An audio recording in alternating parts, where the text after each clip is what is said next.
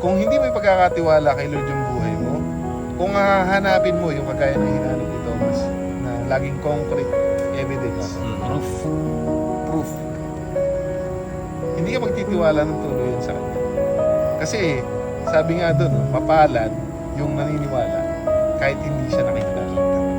So tayo, swerte tayo. Sa totoo lang. Kahit hindi natin nakakasama si Jesus ng personal, hindi natin siya nakita. Ang ganda ng opportunity natin.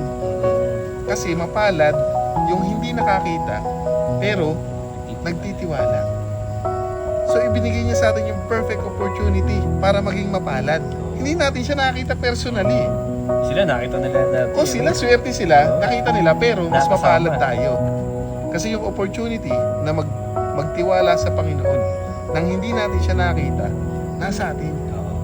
So bakit natin palalampasin to? Kaya mga kapatid, no, magtiwala tayo sa Kanya. No? Huwag nating pairalin sa buhay natin yung mga sarili lang natin pananaw. Kaya ko to. Kaya ko to. O di kaya, hindi ko to kaya. Mas pangit yun eh, hindi ko to kaya. No? Basta yung gagawin mo para kay Lord,